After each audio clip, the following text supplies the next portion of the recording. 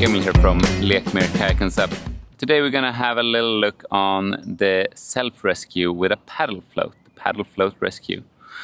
The paddle float rescue is a rescue that requires some additional equipment. You do need a paddle float, and it's important to know that when you start needing more and more equipment, things can take a little bit longer. So it's really good to practice with your equipment and make sure that your equipment works as well. I do recommend when you practice your body rescues to start on flat water, but try to make your way out in some real conditions, because it's not that usual that people flip over when they are on flat water. It usually happens in more rough conditions. So it's really good to train in more rough conditions, because that will help you a lot and make you a more comfortable and more equipped paddler for whatever comes your way.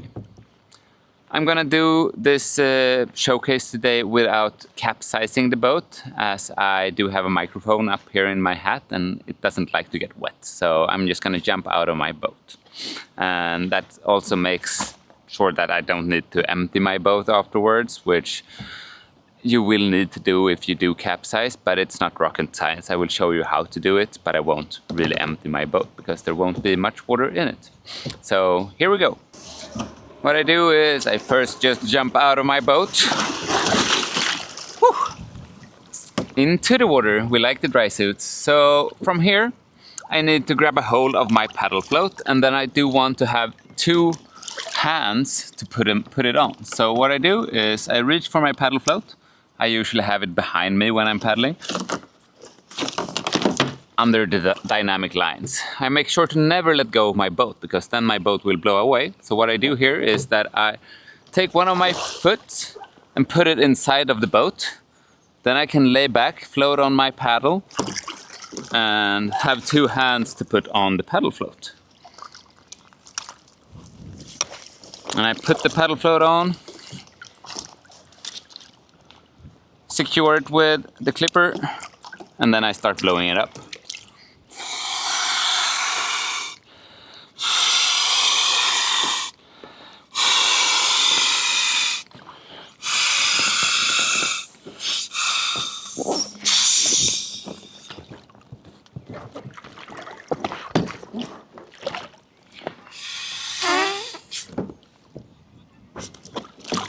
When it's fully blown up, I let go of my foot and make my way back to the boat.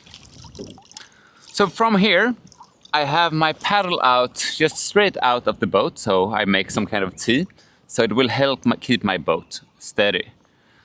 Some people talk about putting the paddle underneath the line, one of the static lines of the boat. I try to not do that because I want to have my paddle free.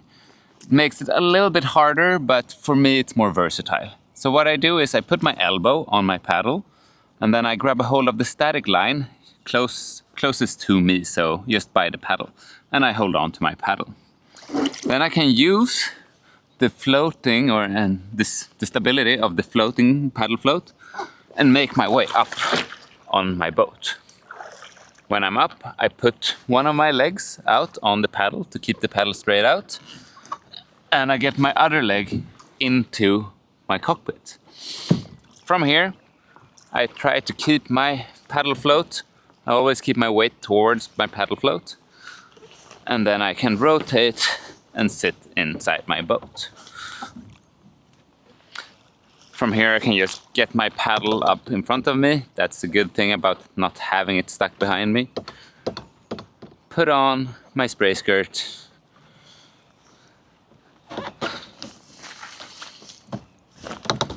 Like this.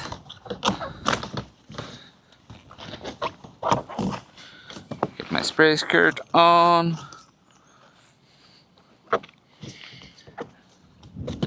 And then I grab my pump,